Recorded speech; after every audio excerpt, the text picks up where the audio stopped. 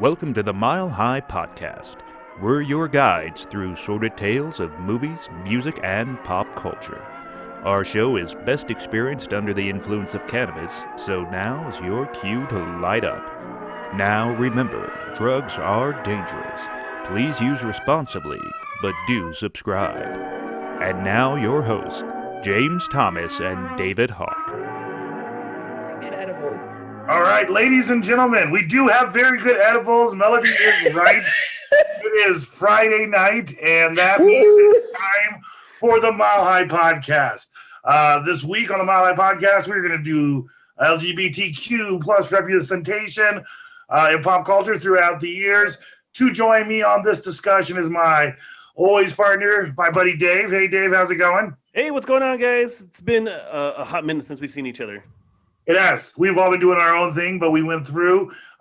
We also have Melody, who I still try to call Nancy because we hid her identity for so long. I have to remind myself my own wife the hair. Is not Nancy. It's the hair. It throws you off. You're like, oh, blonde wig, Nancy. But it's not a wig. Right. And then, of course, one of my favorite people to have on the show, Chef David, has returned to guys! us and represent. Chef, how are you today?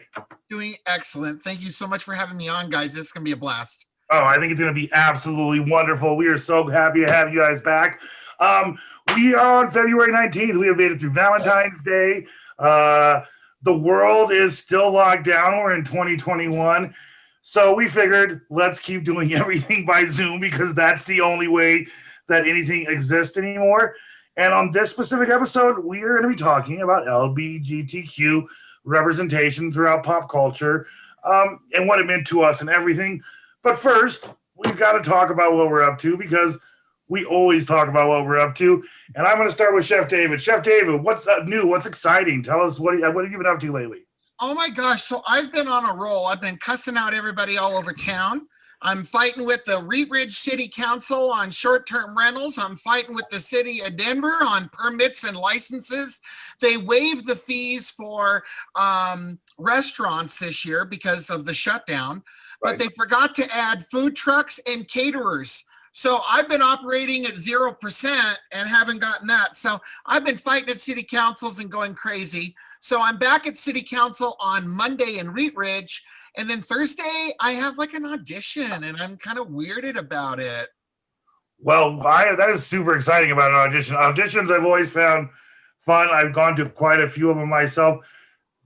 I just find them very enjoyable. And it sounds like other than that, you're just tying yourself up in like governmental red tape. You are the representation of like small business America and what the hell everybody's been put through over this past year. Oh, absolutely. And I mean, I hope all of this stuff goes through and it gets added.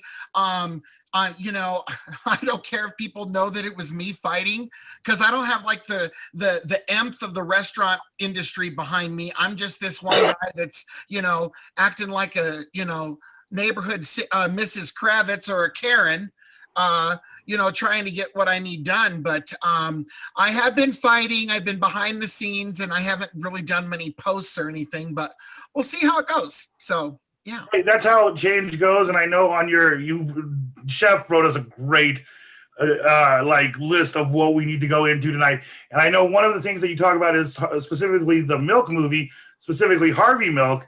And part of the way that he got into politics and did those kind of things is that he was that camera owner in San Francisco, and he just did not feel he was being represented and the government was listening and helping him out. So he just fought and he just kept going for it. And it wasn't until they changed laws to allow the people in the district to only vote for the people within the district that Harvey Milk got elected. So who knows? You may be down another path, Chef. You may be out there talking politics and saying, this is how small business needs to handle. There you go. Small business to big business, who is our buddy, the guy who works at that coffee place that everybody's heard of. How is big business going now, Dave? Big worldwide corporation life is excellent as always. Staying busy. I've been Business for us is good. It's weird. Everything changes on a daily basis. Business just changes.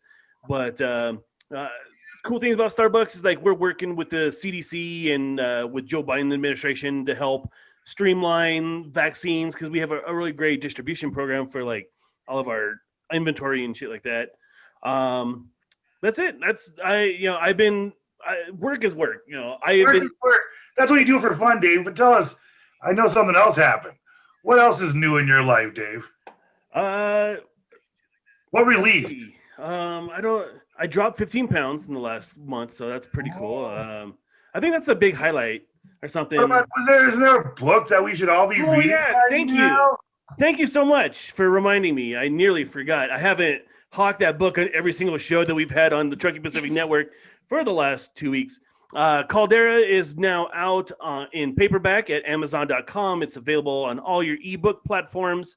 It's what were to happen, a doomsday story of what were to happen if Yellowstone were to suddenly erupt and the worldwide catastrophe that would be. What's really weird is I wrote this like a year before the pandemic, but our country's reaction to the COVID pandemic eerily matches what happens to the response to this catastrophe that's happening up at Yellowstone. It's a very timely book, even though it was written before COVID times, but it's great. It's out now. I wrote James. I like to do like little Easter eggs in my books, and I named a character after James. He's a curmudgeonly old fisherman who unfortunately meets an untimely end in Yellowstone Lake. But I gave a little love to Mr. James Thomas in Caldera. Sounds like me to the T, Dave. Whenever you describe Caldera, I gotta be honest, because of so much pop culture in my head, reference mind always goes to 2012 as John Cusack is trying to escape and get on that plane right before like the volcano comes up, because that's the most representation I've ever seen it in mainstream pop culture. Is the giant volcano was in the 2012 movie, which was an alright movie. It was all right. I went above and beyond making sure that the science was right. I went up to Yellowstone. I toured the place. I made sure that the locations match what's in the book. But I read a bunch of articles, watched a bunch of documentaries about it. So as far as I can tell, unless I'm not a geologist, I'm just a science buff. But I got the science as right as I possibly could. Like I worked really hard to get the science right. So that's kind of one of the things I love. I love science, and I like to get it right in books because I think science fiction takes too much liberty. I think it helps if you get the science right, because a lot of people get driven into the sciences through science fiction. So the closer you can keep it to realistic science, the more it helps. Mel, I know what you're doing, but so we don't have to double it up. Why don't you tell everybody what we've been doing lately? We've been buying auctions and picking shit up everywhere, driving all over to pick up storage stuff and sorting vintage clothes and going through all these cool boots and just all kinds of neat stuff. I don't know. Is that an accurate description? No. We or do you want the one where we're at night pulling our hair out? Like, what have we done? Is this the right choice? All this shit in our house. Yeah, no. We're doing reselling. We have our eBay set up where we have just a shit ton. First of bells. The first auction that we got had just 150 like individual bells in there. So. And you would think like we saw a thing. It's just an experience. I'm sorry. Go ahead. No, I was just gonna say. So you can check out Mountain Shore. The Facebook page, which will tell you about the things we have up. It'll link you to our eBay page. And if you really like clothes or purses, Mel, where can they go to find clothes and purses? B Sharp Boutique is my handle on Poshmark. I have a couple clothing items up on our eBay, but then I realized very quickly I wanted those two to be separate. So aside from like 3 dresses and some vintage Prince tour shorts on eBay, everything else is going to be over at Poshmark. So that is B Sharp Boutique, just the letter B, Sharp Boutique. And the design of her advertising has the sharp sign. The sharp. It will have it's a little music reference for my music lovers out there. Yeah. For those of you who don't know, my wife has no middle name. Oh, okay. Yeah. No, I don't have a middle name. My middle name is a note. It's not a real word. You're like Prince. Just like Prince. What? You're like Prince. Yeah, my middle name's a symbol, basically. So before we go into big things about who we're watching and everything, we're going to kind of do this. I'm going to take this one over about what are we smoking. Well, this time, kind of honoring Chef Dave because last time you come on, you ate edibles before. You always have edibles. So when it was a you episode, we were like, well, we got to do an edibles episode because we realized last year, like, it was just us smoking weed all over again. We did dabs the week before or the last show. So it's the edibles episode. So I will start up. Mel and I, we went to a store in Lyons. What was the name of the store, Mel? Lyons. Zen Golds. Zen Golds. So if you take 36, like you're going up to Estes Park, there's just this little shop on the side of the road. Right before a bright yellow art gallery. Like, it's a tiny bright yellow cabin, but you can't miss it. It's right before that. Yeah, it's where it cuts off to go, where you can go to Boulder or Estes Park as you're going up 36. So we picked up gummies there. Zygold's was pretty cool, yeah. Now, when we told him what we were doing, the gentleman there said, see, your camera works better at getting, oh, there it is. I got it right. You just got to hold it there for a second, let it focus. So tell these guys, it's small batch. Tell these guys what they told us.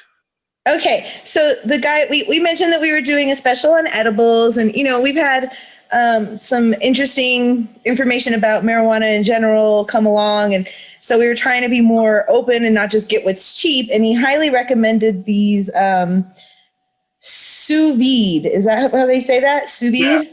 Yeah. Sous vide. Like your life, I think, in French, basically. Anyway, so they're a local Denver manufacturer, and what they do is they do it differently. During the process, in order to get the weed out, basically, and turn it into a food, most places distill it. And in the distilling process, you lose terpenes and cannabinoids. And then they have to reintroduce that into your food, your edibles, after they've made it.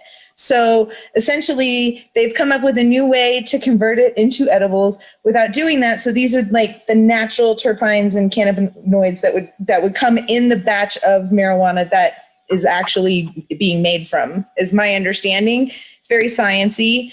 But it was cool. He was really excited about them, and they do taste good. The other thing they do is they flavor everything based on the flavor of the strains that it's made out of. So like if they have something that's very orangey already, they're going to go with a citrus flavor on the type of gummies. They don't just make watermelon flavor out of anything. They make it out of strains that taste good with watermelon flavor. And they put this specific batch in a sous vide. And so what they do is they cook it and they immerse it in hot water and a bag, and they cook this batch. So small batch, like whiskey, I guess small batch gummies are right. Yes. It's indica. I'll tell you this. I don't love indicas. Indicas are not normally the way I go, but about 15 minutes after taking this, my whole body got super mellow. Mm-hmm. Not as much as that head high, and that's how I feel about edibles, but the body was just like, now be chill, especially after cleaning out storage units today. So that is what we're smoking. Chef, what are you smoking, eating? Oh, okay. Before I get into this, I do have a question. Okay. So, like, when you drink, you're not supposed to, like, mix your alcohols. Like, you shouldn't have vodka and you shouldn't have whiskey, right? You get sick. Pour wine and you're fine. I think that's the same. But when it comes to edibles, I've noticed on my bottles that there's, like, different strains. And they're named different things, like that's what this was made out of. So is it okay to like mix your strains? Yeah, well, I would assume so. Yes. It depends. Like, are you talking about eating two different kinds of edibles from two different kinds of strains? Because if you don't take a lot of edibles, I wouldn't recommend eating two pieces right back to back. Oh, but, okay. Yeah, no, I'm not trying to be unsafe. I take 3, and I know that's like what I'm good with. Yeah, everybody knows it. So, but I think so it depends. Let me tell you what I discovered. So when I went from one bottle to another bottle, and it was different strains, I got a lot more higher by mixing them. Okay. So now what I do, because I know I do 3, I do one of these, and this is like my favorite. It's the YLD Canna.com brand, and they make Marion berry gummies. Like it tastes like pot de free. Okay, I don't know if you've ever had that French like delicious. It's like fruit roll up but a gummy. You know what I mean? Like Yeah. delicious. Okay. That's awesome. And so then I'll do one of these, the taste buds, which are also good. Those are I've great. had these buds before. Yeah, those are good. And then not my favorite. I'd like to try these ones from Lions. As a matter of fact, I might even go up there No, me tomorrow too. because I really want to check those out. These It's a are great the drive. bananas. Yeah. Yeah. Juana's is like the Bananas are good. brand. They have a good. Really, see, these are my least favorite gummy, but I mean, I don't want to like talk trash. Are they a sponsor? They're like the Haribo No. of gummies, of weed gummies. Okay. Like, Yeah. But if they want to be a sponsor, we'll be sure to use that. That was like when I pulled my food truck up for breakfast at Frito-Lay, and I did not know Frito-Lay was owned by Pepsi, and I only drink Coke. Like literally, they were like, "Do you have beverages?" I said no. Anyway, that's what I'm eating. Those are my edibles. What are y'all doing, Dave? Yeah, Dave. What about you? Where are you on edibles? Oh, are you doing gummies too, or are you going off the grid with us? no, well, actually, I went to Lova, our homegirl Courtney's shop here on Quincy and Tower, and they said that these sweet sativa gummies, like I pretty much just do gummies. I don't really do like brownies or anything like that. I have a really bad story of eating an edible brownie that might come up later, but these gummies.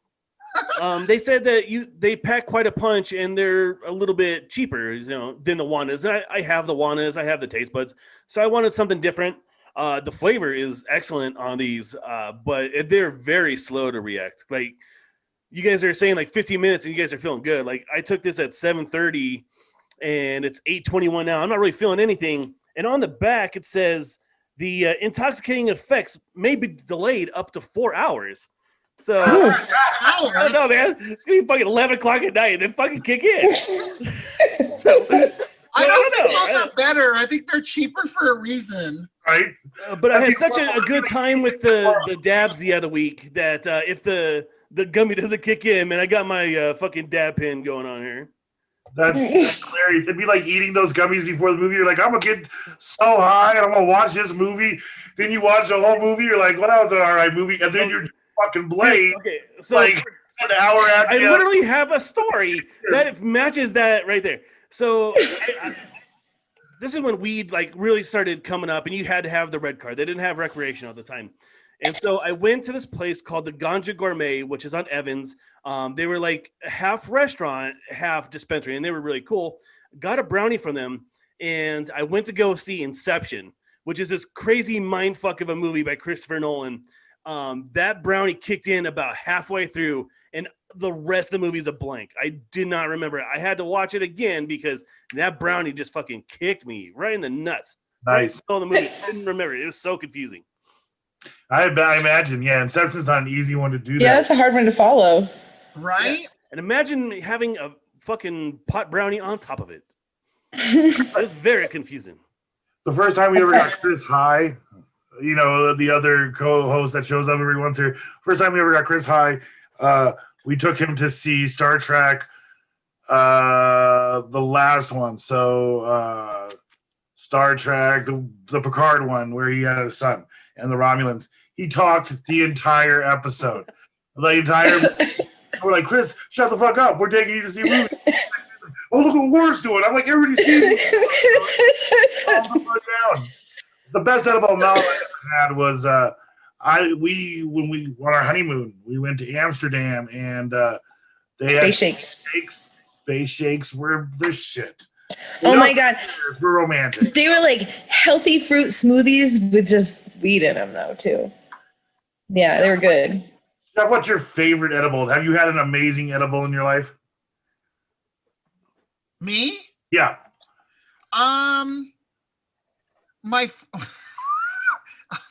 My friend brought a chocolate bar to the Rockies game one time, and this was before I was like well versed in edibles. And I had a blackout thing right there on the sidewalk, like they did in Inception. I really like the chocolate. I just watched a show on Netflix, and they were talking about, you know, how like in Amsterdam and different parts of the world, you know, they've been playing with this cannabis for a long time, and they did a whole segment about it, like this artisan dessert shop in Amsterdam that serves these amazing desserts. But my question is, like, when I ate the chocolate bar, I should have just ate like a couple of pieces. Right. Right. It's not like a whole Hershey's bar. And eat a whole slice of cake. Yeah. Like, no, like it's not gonna happen. I don't know. That's great because it is. It's not like a Hershey's bar, and I have to remind myself just of that too. Like, oh, I'm only supposed to have this one tiny piece. That's why I generally don't mess with the chocolate, because then you just keep eating it. It's not right. You can't serve a fat kid a big old piece of cake and say you only get one bite. Right. No truer words have ever been spoken. Right. Oh my gosh. Dave. So that leads in well to what have we been watching? And so I know you're always watching something. Yeah, I'm surprised you put me at the beginning, because I always take over this segment. I'm like a third of the show is me talking about shit I've watched. So yeah, that's what I figured. And chances are maybe you watch something that the other three of us watched, and we could be like, oh yeah, we watched that shit too. No, I guarantee you didn't watch the shit that I watched. I guarantee you didn't watch some of it. All right. So the first one is this. It's on Hulu. It's a movie called In and of Itself. It is half magic show and half one-man show. It's recorded on Broadway over like 60-something different performances. And it's about a guy who was raised by a gay single mom, lived a very rough life, and this is his journey. I think Melody's having a tough time there. Oh, she muted herself. She knows how to work. Yeah, look at that. Look at that. Muted herself and everything like a professional. You were a professional. So, well done. It just flew by until Dave pointed that shit out. But please continue. Thank you. So this guy had a really rough life, and the biggest issue he had is like he doesn't know who he is. And so this is like his journey to figure out who he is. And he tells the story, and it's not funny. I went in like magic is going to be hilarious and funny. Not funny. I mean, like, you will be crying like multiple times throughout the course of this performance. But it's just his journey on who he found out who he is. And then he does like these crazy magic tricks where he gets people from the audience, and they pick random envelopes from this wall, and they sit down, and it's a letter written to them by somebody very important in their life, and they will have specific details. Like, remember when we used to get high, like in the equipment shed? It just like you start crying, because these are all people who also don't really know who they are. And so they're on this like journey, and at the end you're like, I don't know what the fuck I just watched, but it was mesmerizing, and it was absolutely incredible. So what's it called again? In and of Itself. It's on Hulu. So I guarantee you didn't watch that one. No. Let's see. I saw Judas and the Black Messiah on HBO Max. Oh, good. I wanted to see that. Yeah, fantastic. It's a great movie. Lakeith, I can't remember his name, but Lakeith Stanfield, the guy who plays the informant. I mean, he does an unbelievable job, because he's living this Black Panther lifestyle, and then he's also an FBI informant. So he does a great job balancing those. And this is the last one. I know you guys didn't watch it. You guys probably don't listen to a lot of old school punk, but Gimme Danger, the documentary of Iggy Pop and the Stooges. If you're a music fan, you should know who Iggy Pop and the Stooges are, because heavy metal, punk rock, all that stuff is derived from Iggy Pop. So it's a great. I have like 5 more things here, but I think I'm going long, so I'll leave those for another day. All right, we'll put it over. We'll put it over to Chef David. Chef Dave, what are you watching? Anything exciting? So I just finished season 4 of The Crown, and Yes. I know I'm like behind the times a little bit, but I just loved it so much. And I think that Gillian Anderson is just a brilliant actress. And if she doesn't win an Emmy for her portrayal of Margaret Thatcher, I'm going to be so pissed. Because it was so good. Yeah. And, you know, she totally transforms herself, or maybe I'm just an idiot. I don't know. But I did not realize that she also plays the mother in Sex Education. And she was the chick from the X-Files. Yeah. Like, really? Well, that I knew. And now she's a blonde lady, an old bag. I mean, she's everything. No, she really often I agree, because actors, sometimes when you watch them, you're like, that's a good person doing the performance of this. When I watched that, it wasn't Gillian Anderson. You know what I mean? Like, if you wouldn't have told me, if I wouldn't have known ahead of time and paid attention to who it was, I wouldn't have made that association, because it was just so believable the way she played it out. Yeah, that's a show Mel turns on, and I just pretend like I don't care, but I end up watching. I've watched all four. Because it's a great show. It's a great show. Oh, I love it. I'm jealous. I wish I still had more to watch. I'm waiting. People watching, that's exciting. Do you have a long list like Dave? No, that's all I've been watching. I've been busy fighting city councils. You know, Mr. Smith goes to Washington. Mel, what have we been watching? Well, WandaVision.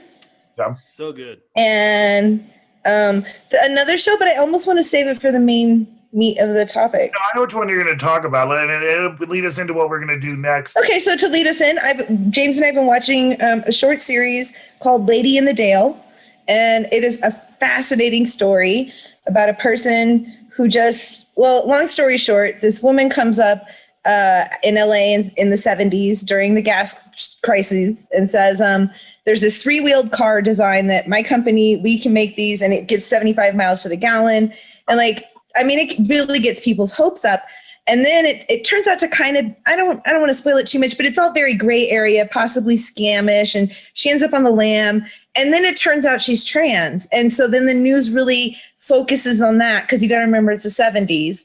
And so they really focus on this, like, you know, implying that it means she's dishonest in other ways and you can't trust her. And they refuse to refer to her as her. And so it's a conflicting story, because she's definitely the bad guy in some ways, but she's also the victim of a really messed up system. And then the weirdest part, can I tell them about the newscaster? They have to watch it. That's the most exciting part. So you should watch it. It's a 4-part series on HBO Max. It's literally just the story of Liz, and she came out and she said, I'm going to take on the big 3. I'm going to make a car that drives on 3 wheels, and it's going to save, like Mel said, a whole bunch of money on gas and everything. She took a lot of money in. She had some prototypes she was working, but it's really hard. If you saw the movie Tucker, you understand that it's really hard to go against big automotive things. Yes. And Liz also the fact that Liz was trans in 1970, for the kind of popularity that she got and notoriety, she was a tough chick. And it is weird to look throughout the decades of even people who talked in the 1970s and 80s to even people who talk today, who in the 1970s and 80s were respectful, and they were like she. There were those who said he.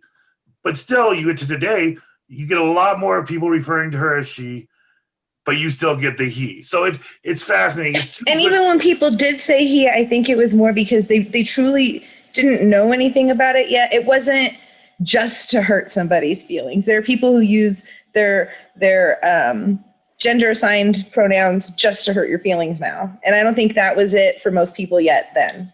I think that was a different tone in some ways. Not that it was better. To our main subject, we also watched the Britney thing. Fuck Britney Spears' dad. Free Britney. Free Britney. And we also started watching the Cecil Hotel Netflix. Good. Yes. That was very good. That is great. We'll get back to you on that one. Yeah.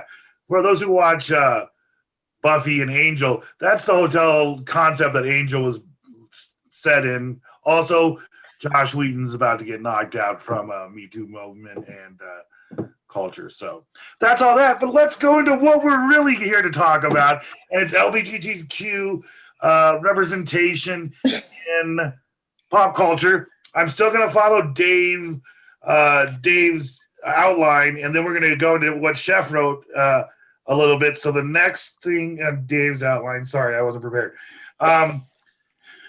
So representation has come a long way in the last few decades. Actually, that's a perfectly good lead-in for what Chef David was writing. Do you want me to read it and kind of lead it down and work from there, or do you want to kind of do it? Well, I mean, I just had kind of created a timeline, and Okay. I don't think every single line on here is important. Good. But because it's just a lot, and it's going to get boring going through a lot of this. Right. But what was the question again? I was like, I was wondering if you wanted to go through and point out your big things on it. I'll just take the lead. So, literally what Chef David did, he was great. He went through and put a lot of pop culture moments, and there's some things that really stuck out to me that I knew that I really want to deal with. And one of the early ones, one of the first things that you put in here was about 1966, and that's the introduction of John Waters and Divine, and they're teaming up, and like representation in a way that Divine was never played up as a bad character. You know what I mean? Like, if her character was bad, it was because that's who she was and not because she was trans. Right. And so, I don't know. What do you guys think? Well, I mean, starting in the beginning, the representation. What do you think of early representations? The Divines, the John Waters films. To be kind of honest, when Dave proposed the idea of this show to me, this is kind of like what kind of freaked me out. And I even texted him a few weeks back, and I was like, how far back do you want us to go? Because I mean, back in Shakespearean days, women weren't allowed in the theater. So guys dressed up in drag, but it wasn't to portray gay or to portray femininity or compete with masculinity. It's just women weren't allowed to act, you know? So to be honest, I was like, how far do you go back? But definitely, I think that was great. Yeah, with Divine and John Waters, because it is something that's actually very rare in the entire list that I created on kind of how this all went. Pretty much when 1980s rolls around, and Reagan was in his presidency, there was a different pandemic going on at that time. Right. And so that at that time, and it's actually still going on today, although, medicines have gotten better. And of course, we're talking about the HIV and AIDS epidemic. And I just kind of was piecing together some parallels between that pandemic and today's pandemic, with how it was kind of handled. In June of 1981, the U.S. Center of Disease Control declared HIV and AIDS a pandemic, but it wasn't until 4 years later, in 1985, that Reagan even first mentions it in a speech or even in passing. It's it was like unacknowledged, kind of similar to the way COVID has been was kind of flippantly brushed off by the prior administration, and therefore it was just kind of like left up for the states to figure out, and now everybody has their own ideas and plans, and there's nothing cohesive about it. Yeah, the difference I would think is that the difference I feel to a certain degree, and to be kind of honest about it, is I think AIDS early on, the disregarding of it and the not real dealing with it came from such a more hateful place than the beginning of COVID did. The beginning of COVID came from incompetence, and they're just, or indifference. Indifference and incompetence is what screwed up COVID. AIDS, there was an active thing that there was a group of people that said, if this is a gay plague, like it was being sold out that it was, they were okay with it. There was a community in this country that was okay letting this plague take out gay people. And I think that's the difference between COVID and AIDS. Was in the very beginning of AIDS, if we're honest about how our country was, it didn't affect people who had the power. You know what I mean?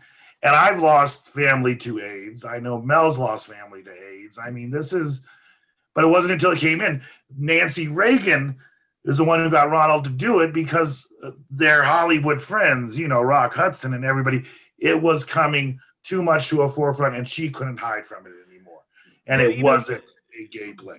But what the catalyst was, and I don't know if you guys remember this, there was this kid named Alex White, and he got AIDS from a blood transfusion. He was from a straight family. He was a straight kid. And that is when people recognize that this is not just in the gay community, that this is something that can proliferate. And that's what really started bringing attention down. He was with Liz Taylor. That kid was with Michael Jackson. I mean, he was with the biggest stars. But this is a disease that had been proliferating through San Francisco specifically for many years up to that point. And it wasn't until this kid who had nothing to do with the gay community got it that people are like, this is a serious issue. So even like there was little things like you said, Rock Hudson, and it wasn't until this kid got sick that everybody really started paying attention to the AIDS pandemic. Right. And I think people who don't, if you ever question when you hear, like my kids grew up in a different time, you know what I mean? They were born after 2000. So while there's still been a lot of fight for equality, the earlier fights that were being done aren't the same fights. And so they're not used to, when you try to explain to how it was in the 80s and the 90s and everything, I don't think they 100% get it because much more inclusive, much more welcoming in like, at least in the world that we live in, you know what I mean? Because it's the way that we represent. Let's talk about our first. I know this got real deep all of a sudden. I was like, wow. I want to give a quick shout out to my parents because I grew up in a household. Well, first of all, they're a main sponsor at my high school. But that's not why I want to shout out. I grew up, my aunt's brother has been in a committed gay relationship for, decades. And he was the first gay person I knew. And my parents introduced me and they're not like, this is our gay friend. It was just like, he's a part of the family and we never knew any different. So when I grew up, being around gay folks, like it was never any different to me than like you or DW, who's an African-American. Like, my parents, raised me to be like, everybody is the same and to treat everybody the same. So I want to give a huge shout out because this is like the 80s when it's still kind of like hush hush and kind of verboten. But my parents really raised me right. So shout out to them. I think part of the reason we did, shout out to Dave's parents, part of the reason that we felt like it was hush hush and verboten is because much like a lot of other things, there wasn't representation. So everything that you knew about everything else, you would get from pop culture where they talked about. There wasn't positive gay stories. There wasn't positive gay representation in pop culture generally. And so maybe it was all hush hush, but everybody I knew growing up knew someone who's gay. And, so the question is, as representation came out, things did start turning around. What can you think of the first character that you were like, this is a positive or negative gay character on popular culture? I'll go first. To me, it was Soap. It was Billy Crystal's character in Soap. I was going to say. Yeah, I was going to say the same thing. Yeah. He was early seasons. He was kind of obsessed with getting a sex change, and the community really came out and they were like, listen, we don't like that, the way that character is going. So he rolled it back and he was just, they didn't play his gay for laughs. They did play him dressing and drag and wanting a sex change for laughs a lot. But just the aspect of having a real relationship with somebody, they didn't really play that for laughs. And so that's the first representation of a gay character. Chef David, what about you? Where can you think of first, when you first saw pop culture, you're like, that character's gay. And was it a good representation or a bad one? Like, honestly, He-Man. Seriously. Like, I would watch it. We're the master of the universe. Wars or whatever, all this. Like, you know, always like riding Skeletor and everything. I mean, come on. Right. He was He-Man, but anyways, yeah, like for me personally, like He-Man. Yeah, I no, that's fair. Mel, I know you're gonna have to jump out here for a second. Yeah, family stuff. Yeah. Sorry. Maybe you'll make it back in, but if not, Okay. why don't you tell us the first representation that you saw in pop culture? Where did you first fill up? Well, I grew up in Oakland, which is right across the bridge from San Francisco in the 80s. So I think I recognized things in pop culture maybe earlier. Because, like, I mean, I don't mean just like I lived near San Francisco and I knew a few gay people. My mom performed at gay bars. My dad DJ'd at gay nightclub events. My mom's friend would borrow my dresses for their shows.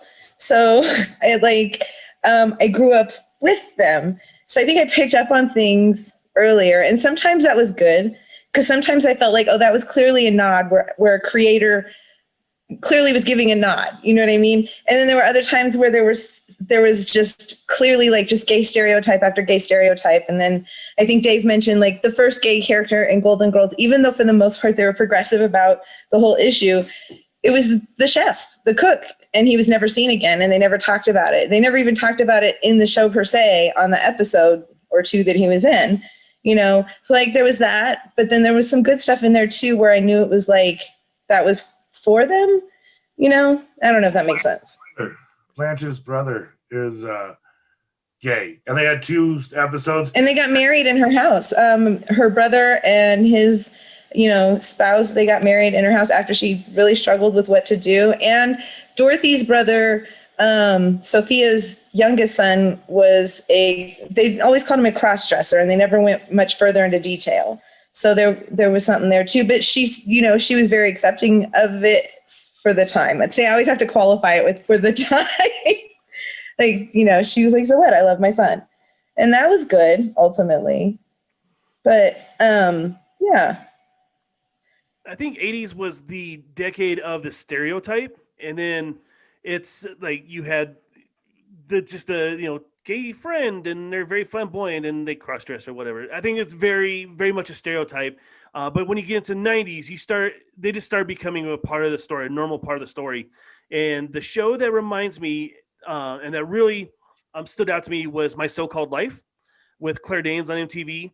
Her best friend was a gay kid, and it wasn't like the gay best friend who was just their friend and he just happened to be gay. And this is in like 90s. And with that, you start getting they're much stronger characters, not nearly to where we are today. But I mean, like when you are in the 90s, you have movies like Philadelphia, you have shows like My So-Called Life, Ellen. They start to be more prevalent in the 90s, and they're not just being stereotyped. They're actually given some depth to their characters. Yeah. I think one of my favorites, one other one I have to give a shout out before I go. Sorry, The L Word. That was a great series, and it showed in a different way. Like there were several lesbian characters, obviously, because that was kind of the main point of it. And I mean, some of it was a little bit meh, but like each character had their own different personalities and quirks and different kinds of depth and different, issues and stories. And in that way, like they were represented as just people. And up until then, let's face it, like lesbians were either something that, conservatives were very scared of, or like straight men just kind of objectify. So I think the L Word did a good job of showing that there's many different types of women because there's many different types of people. #Team Ginny. #Team Ginny. Ginny's the greatest character in. I'm a psychology major, so I'm not going to dog a mentally ill person on the internet. Ginny, then Shane. This is where that goes. No. So. All right, you guys, I have to run out. I'm so sorry. I promised my son I'd do something. There was a misunderstanding about the time. I will try to catch up at the end. All right. Drive safe. All right. Have a good night. Bye. Just in case. Bye. If I can close it. Did not. All right, boys. So it's us. So I definitely feel, and we're just going to have kind of an open conversation because there's some really good notes in there. Like you said, designing women, they planned, what was it, a funeral, right? Where they did the funeral. And then Suzanne thought, there was another episode I remember where Suzanne, one of her former, somebody that she competed with, she found out was a lesbian. And she felt, oh my God, I don't know how I can handle dealing with this woman. And then more than anything else, when Suzanne kind of confronted her, and she said that she didn't want Suzanne, the response was kind of like, well, why the hell not? They played that for laughs. It was the same thing on Golden Girls when the lesbian liked Rose, and Blanche is like, what are you talking about? Why aren't you going after me? That's kind of how they played acceptance. And I think they really used lesbians to like kind of bridge, kind of slowly bring people in, because like dudes are nasty, and like lesbians are a lot more acceptable. So you start having the lesbian kiss on Roseanne, and like I said, Ellen coming out, like that stuff it was very controversial, but it's still a lot more acceptable. Like people are flipping out because there's a gay boy kissing, two gay boys kissing on a Disney movie. And the people are still flipping out about that, but like a couple lesbian girls, like that's okay. I remember Melrose Place as a teenager in high school was the first time that two guys had kissed on primetime television. And it was one of those things that I watched Melrose Place and I watched 90210. I grew up in a time where that was fun things to watch. And so the most fascinating thing about it is everybody was freaking out. They talked about it for weeks ahead of time on Entertainment Weekly and all that shit. And I just watched it, and to me, I was like, the only reason it was weird was because it's not something you see on television. You know what I mean? That was the only thing that was different about it. I'm like, okay, this is just not something that you'd seen on television before. You'd had implied relationships. I'd watched somebody got married on Rock. There was a gay marriage. I think Rock had the first gay marriage on television, the one with the show about the guy who was a garbage man. Rock, R-O-C. No, you remember it. No, I don't know. Never. We don't know, but I'm listening. I'm there with you. So there's a guy, and I got to be honest, a lot of my knowledge is because I watch a lot of pop culture. There's a guy called Matt Boombay, and I'll put a link to him under our page. He does a YouTube channel, and it goes through gay representation in pop culture. He does a video about a whole bunch of stuff. So he's definitely worthwhile watching. And to your point, up until like even, 80s, and I would even, say into the 90s where, the gays were like the butt of the joke and all of that kind of thing. And I don't know if it's just from me speaking or if this really happened like pop culture wide, but I really think the break happened when we went from being a joke to being portrayed as real people. Right. Was after the death of Matthew Shepard. I think that's a relatively realistic time frame for right around that area is when it would have happened, and we would see that movement into it. It's the time of Will and Grace when it came out. It really was this representation, and it made hate real. That's what the death of Matthew. That's what I remember more than anything else. There was one thing. Being gay was a secret. I knew a lot. I was in theater. I knew a lot of gay people who would never say they were gay. You know what I mean?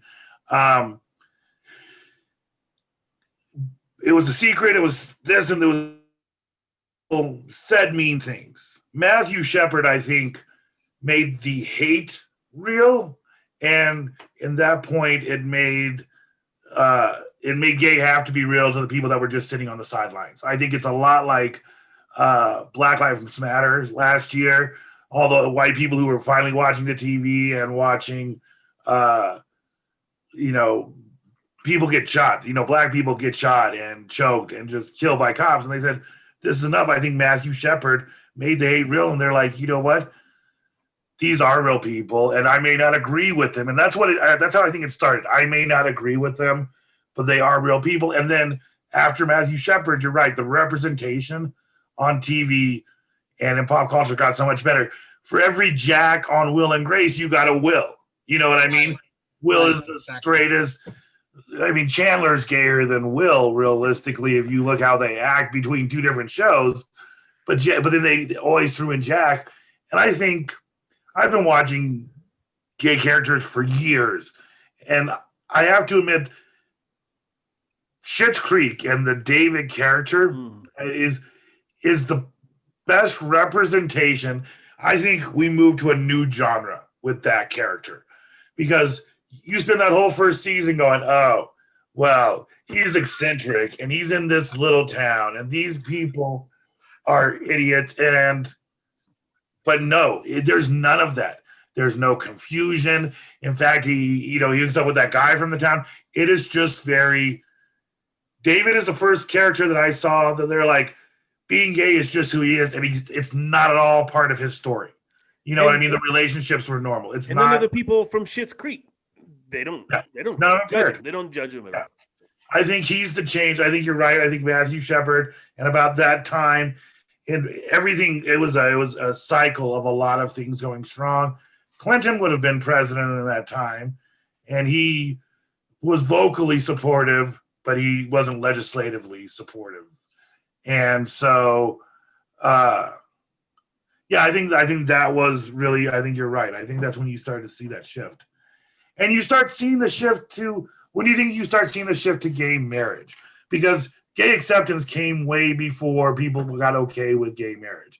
Because that wasn't the first hurdle. And that's what people always forget, is that the first hurdle we had to acknowledge that gay people existed. Right. And that they were just normal people like everyone else. So Matthew Shepard gets us there. They're normal people. Will and Grace pops on. Ellen's out there. We're like, all right, gay people are normal people. Then they're like, we want to get married. And they're like, I mean, you're normal and everything, but marriage, when do you think that changed? Or has it truly? I think I see the acceptance changing, but where do you feel in pop culture? When was the time where people were like, okay, now we're all okay with gay marriage? I think it grew over time, but I don't think it was honestly until Obama, came out in favor for it. And I mean, that was like 2012. I mean, he ran his re-election campaign and stuff on it. And I just remembered a character that I forgot. And I wasn't sure if I should have included him in my list or not. What was the name of that character on MASH that dressed up and acted gay because he wanted to get out of the war? Do you remember this? Yeah, Klinger. He wasn't really, but he was like always dressing up in friggin' couture. Remember this? Yeah, Klinger. His name was Klinger. Okay, there you go. Yeah. I forgot him on the list. Was that gay representation or was that bullshit? I think it's the bullshit category. Yeah. I think that was bullshit. I think he was an ultimate cross-dresser, but the character was a very straight person. But I think he was a cross-dresser, which is another part, like we go into details that people don't talk about. He's a straight man, but I think to a point, he loved those dresses after a while. After a while, you knew you weren't going to get sent home. So now you were just wearing it to feel pretty. My son, he doesn't believe clothes have gender. My oldest son, he's got some bomb-ass dresses. And he's like, no, man. He's like, why would clothes have gender? And I was like, no, that makes sense. That makes a lot of sense. So, but yeah, I don't know. Where did gay marriage, I think it was a slow roll. I think there wasn't a Matthew Shepard for gay marriage. I think Obama was catching up to us, quite honestly. I think Obama went in. I think Democrats in the 1990s, I think the Clintons and everybody else, they would have been perfectly fine and happy to do it in the 1990s. I try to tell people this all the time. I think the country as a whole had to move. You know what I mean? And I think we actually got to gay marriage quicker than our legislation got to gay marriage. To 2012, Bush could have done it. You know what I mean? And gotten support. You know, Obama could have done it in his first administration, but it was a slow roll to get there. And do you feel like it's still an issue anymore? I don't really hear it coming up in the same way. Do you think this is something that, are we in a good place with gay marriage and just general?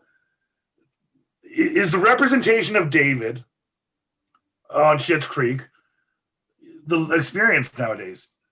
Honestly, I think that it depends. The answer to that question depends on what part of the country you live in. I get it. That's absolutely true. Because like Carl's family is in the South, and I know they're not watching this right now, but they like really hurt him because they won't accept our relationship. And we've been married for 15 years. Wow. And so like we're renewing our vows in August, and we've invited them to come, and I don't even know if they will. They will not acknowledge. And I mean, what do you say to that, you know? Right. So I definitely think the answer to that question is depending on, you know, like where you live in the country. But, you know, I will tell you what pisses me off, okay?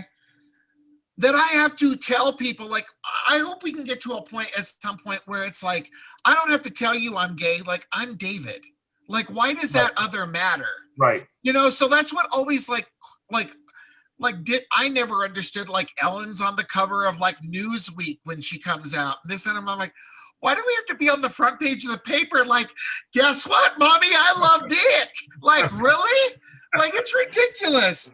And I'll tell you what, the second thing that pisses me off, before there was gay marriage and all this, whatever, you know, and it was Hickenlooper at the time, he was the governor, they signed into law these civil unions. Well, we weren't allowed to get married. Carl plays hockey. We went up to Canada. We got married, bada bing, bada boom. He played a game. I got a ring, and we came home, you know? But then years later, you know, they're introducing this civil unions where, well, you know, sure, go ahead. You can file your taxes as if you're married because the IRS is going to go ahead and still take your money. But Right. like, where you're not technically married, it's just a civil union. And I was like, do we get our own drinking fountains and cafes too? You know what I mean? Right. So I never got a civil union, never agreed with them, never liked them, nothing. We went up to Canada and got married. So those are the two things that piss me off about being gay, I gotta tell you. And at one time there were civil unions. I mean, what the fuck? I feel like what a slap in the face. Both ends of that should be insulted. Listen, if I am a conservative Christian, and you're like, well, you can say you're in a civil union in a relationship to get all the tax breaks and everything, then I'm pissed because they're still acknowledging that relationship. It wasn't fair to either side of that spectrum. Either nothing or let people get married. You're going to have to piss off one side because they were like, you can get married, but don't tell anybody you're married because these people vote for us. And the sad thing, you know what I'm saying? The sad thing is they were right, is that those people were voting for him. I really feel like the people who have these voices really learned them in the past decade. You know what I mean? People were voting for those jackasses that would knock down marriage every chance they got. And part of them still believes there's a chance to take it away. You know what I mean? It drives people still. And that, I don't know. It's been a weird thing to watch. It's been the civil, maybe this isn't the right thing, but I think it's been the civil rights thing it's the human rights things that I've watched growing up. I mean, everything that I've seen in my personal life, that has been the most in my face struggle, from the AIDS epidemic, from the watching representation, for just equal rights and love is love and people understanding relationships. And I think you see that nowadays with people growing their acceptance of all different kinds of blended families and polyamorous relationships. And just, I think finally we've learned to accept, like, people are people and you don't control who you love. You don't choose any of these things, you know, it's just who you are. So that was my deep thing. Where do we go from here? Where do we go from here? I'm going to look at one of your questions, Dave. Let's see what you have for a question. I do have one issue with like current LGBT TV. What's that? And well, a few things actually. You know, I used to love RuPaul's Drag Race, and now it has become like a cesspool of hate. You know, like after a girl gets sent home, like these poor drag queens, they are trolled online, called every name in the book, threatened to kill, this, that, or whatever. You know, I mean, leave the bitch alone. She's an artist. You know, that's what pisses me off. It's like our own community attacks these queens, and I'm like, girl, like you can't be doing this. So for that sake, I think they should cancel that show because I'm tired of the hatred. But I do love the queens, so you know I'm torn. I love RuPaul. She was great on. Did you see what she did Saturday Night Live? Yes. Oh my gosh. I love it when the library was open and she read all those books. Yeah. Harriet the Spot, girl back. That was the best. But my second issue with queer TV is all these damn makeover shows. Queer Eye for the Straight Guy, RuPaul's Drag You, We're Here, another drag makeover show with Eureka, Bob the Drag Queen, and was it Jujubee? I don't know who the third queen was. Someone watching may know. But you know, instead of having fun and doing what drag queens do, what do? They send them to like Main Street, USA, okay, and then they like pick some like I don't know, tragic looking person and make them over. And you know, that's not what drag queens do. Like drag queens put on a show, they're funny. Like they ain't gonna do your makeup. Like you ain't Tammy Faye Baker. You know, take a seat. So I don't like these gay makeover shows. You know what I'm saying? I don't like what was that first thing I don't like? Do you remember? You don't like damn, I had a response to it too. We had a whole conversation about it. It was RuPaul. What? RuPaul. Oh yeah, that he should cancel that show. Those gummies must be really good. These queens be hateful. That's what it was. So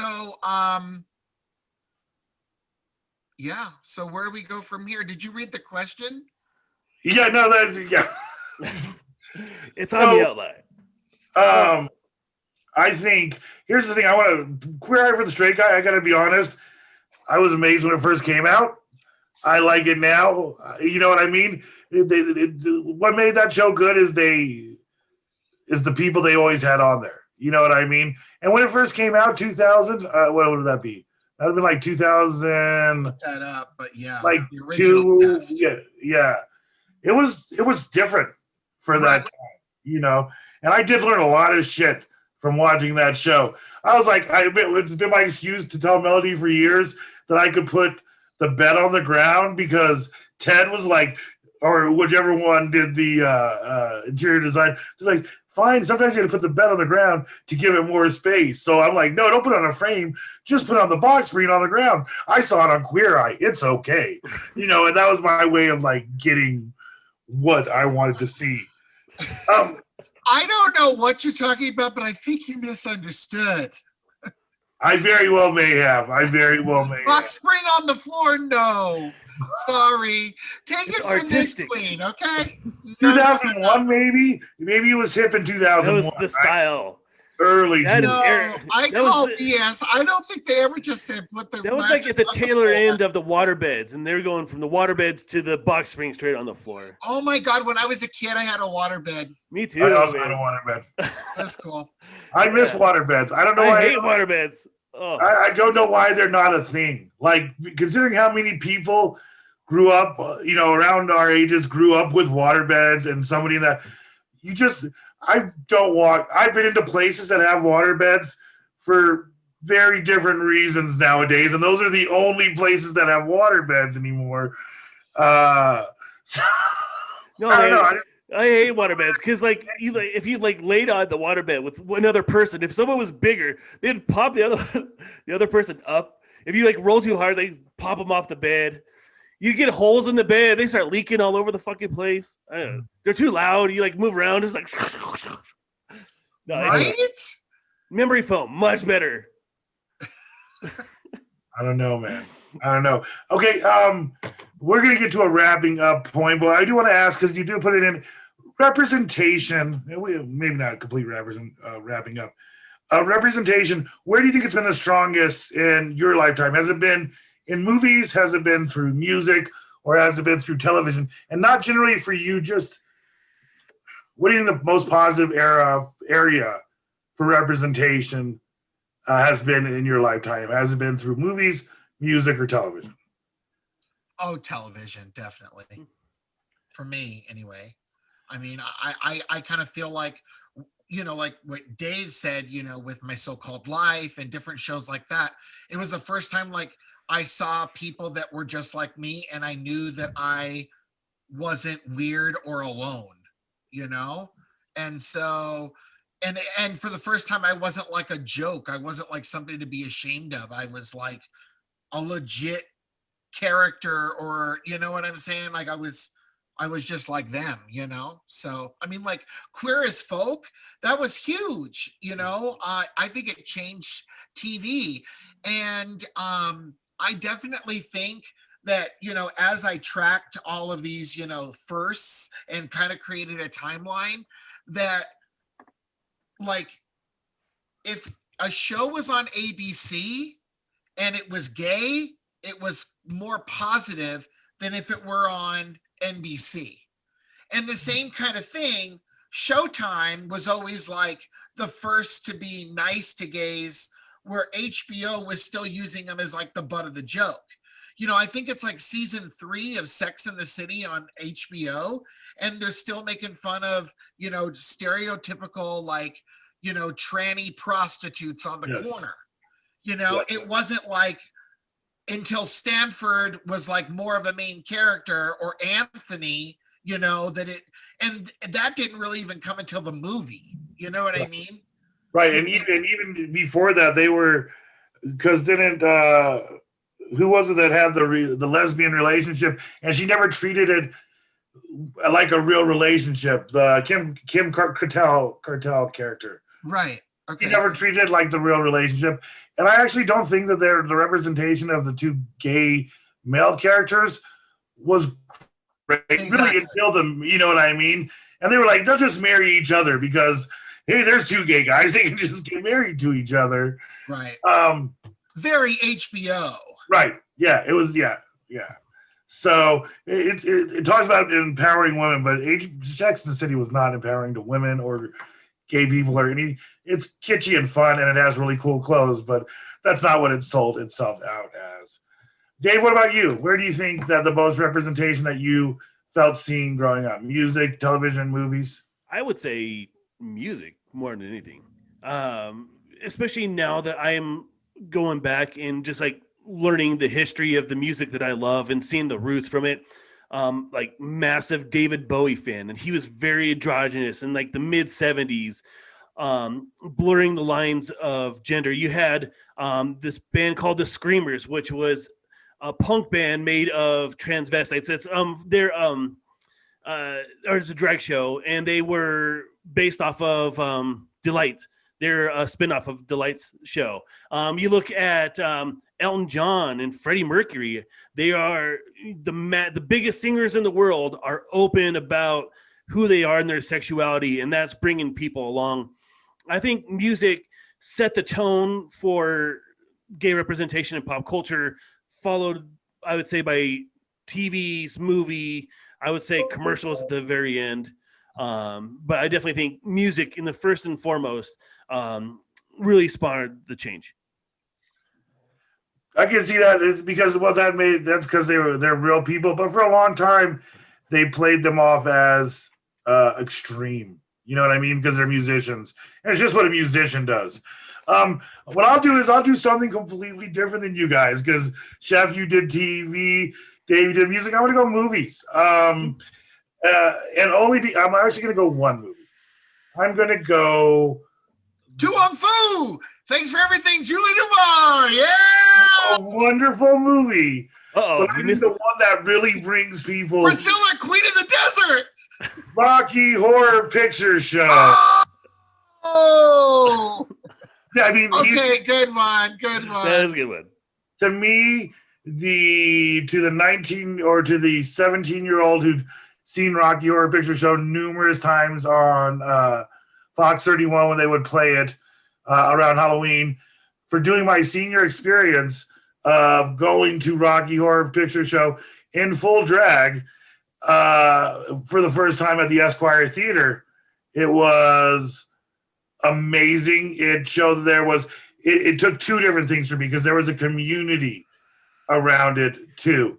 The great thing is our buddy Dave and I's friend Tony, he also, our senior year, went in drag with me, dressed as Frankenfurter, and we got all the way there, and he was like, I really need to change when I get home.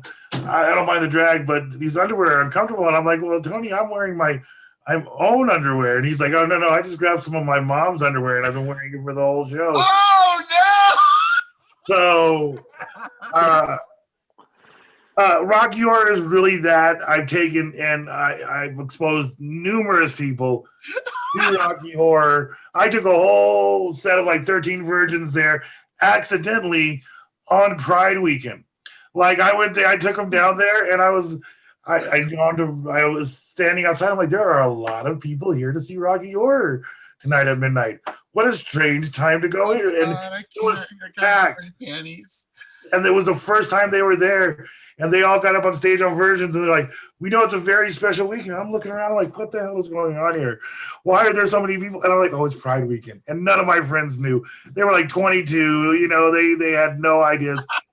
My friend Stacey and her cousin were like they were super attractive. And I told them, like, Rocky Horror, just dress kind of slutty, or like, you know, things like that. So they really slutted it up together, and they refused to not believe that they were lesbians. They were like, if your family, while they were taking care of the virgins, go over here. If you're not family, go over there. And I'm sitting in the audience, and I'm like, I can't tell them what that means. They're going to have to figure out that it's Pride weekend. And when they say family, if you're gay, you need to be over here, because they're going to do much crazier shit that you would be comfortable with for your virgin sacrifice. But yeah, Rocky Horror. Rocky Horror is the general acceptance. Wonderful songs. It tells a good story. It's a whole story of acceptance. Rocky Horror is, for me, what starts everybody else going, okay, Frankenfurter is not that bad of a guy. You know what I mean? Rocky's a pretty good guy.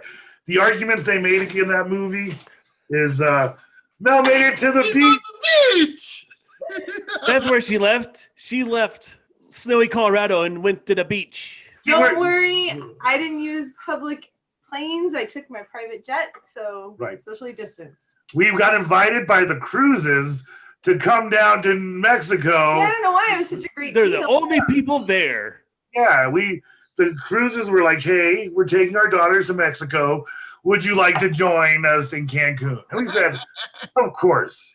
And then fucking they left. So Ted had something to do. So Mel, you came for the wrap up. Oh, what did I miss? Well, it sounds like you missed yeah. Well, no, we all said, where do you feel like the best representation in your life growing up, where you saw, was it through music, was it through movies, or was it through television? We all picked something different.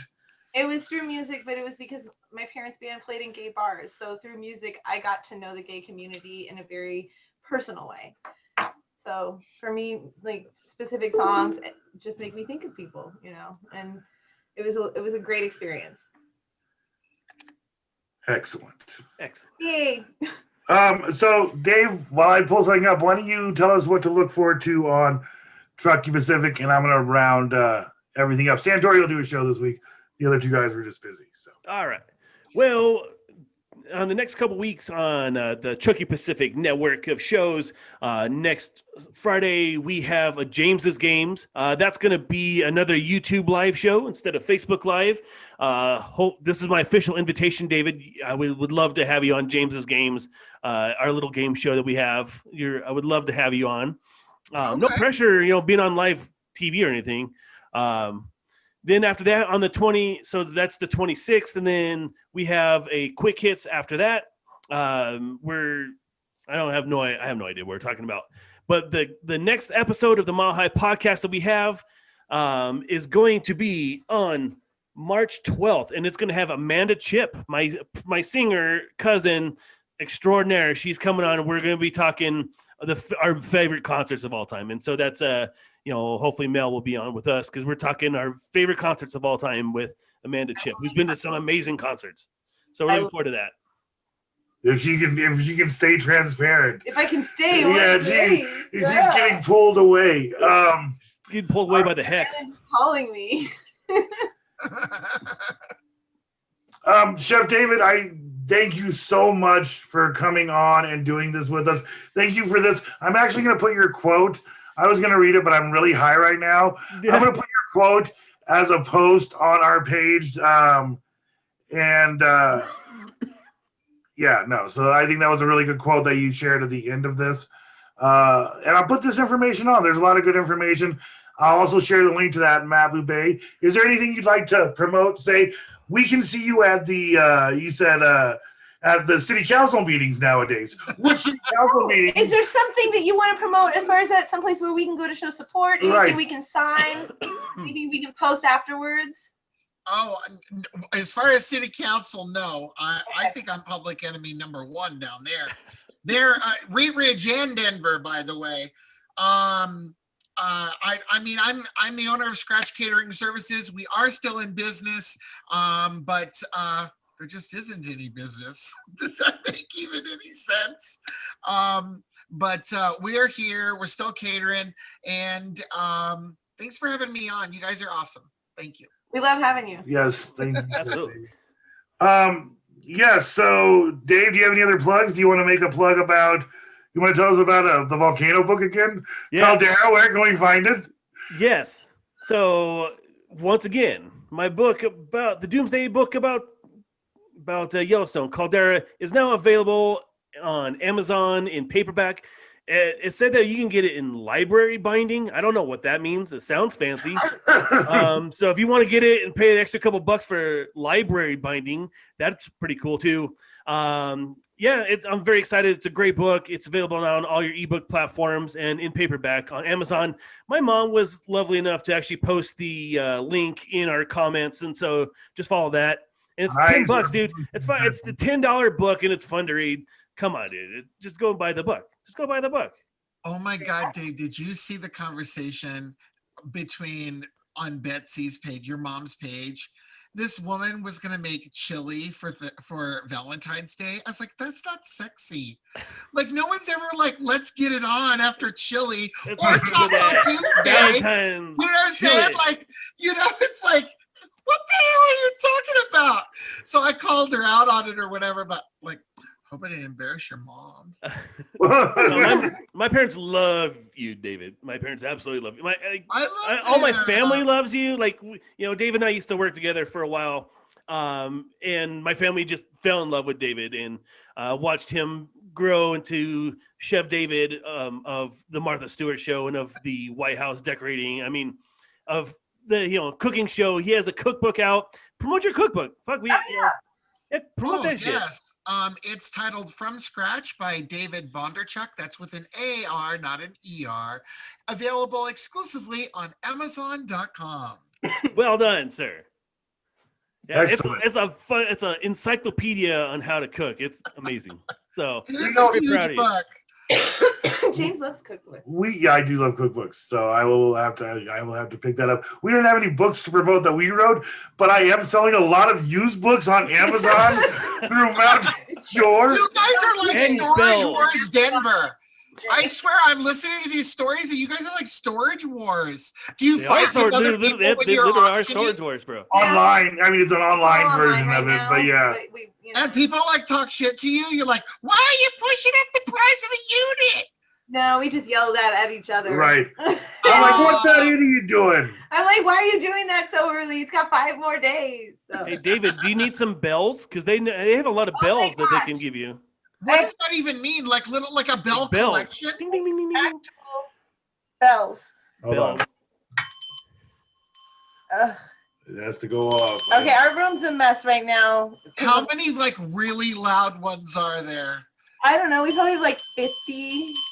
Those are like recess bells, like from back in the day. Da-ding, da-ding, da-ding, That's da-ding. vintage. I mean, we have to post them all at once. Like we've been doing one at a time because we're trying to price them fair. But now I realize, you know what? We just want to get them out there to the collectors who love them.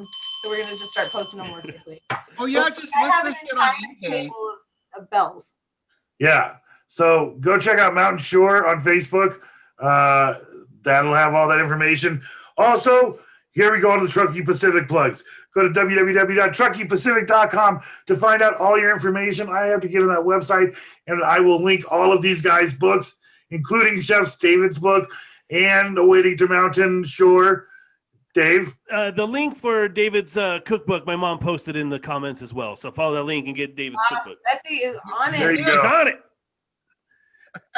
And at that point, we would like to do a shout out to our sponsors, Paul and Betsy Hawkins and Bonnie Murphy. Thank you for being sponsors and allowing us to promote the best sponsors out there. I'm running out of family, though. Please, I need more than my family to sponsor Truckee Pacific. For the love of I think God. we're going to make a commercial of that. Like, hi, I'm Dave. And I'm running out of family to sponsor the things that I do or be guest on my show.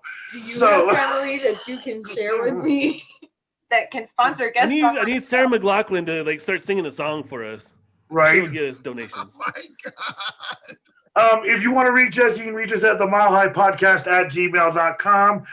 If you want to give us money because David's running out of family, you can Venmo that at Truckee Pacific 303. That's at Truckee Pacific 303. And we're all over Facebook. Watch the Mile High Podcast. Buy these guys' books. Check out the Santori program. We got a lot of shit going on. Follow us and you will be entertained. Mel, Chef, Dave, I'm all glad to see you. I hope you can all show up for James's game next week. Everybody else, have a good evening. We are out. I'm gonna be good to each other. This has been a Truckee Pacific production. For sponsorship inquiries and comments, go to the Mile High Podcast at gmail.com.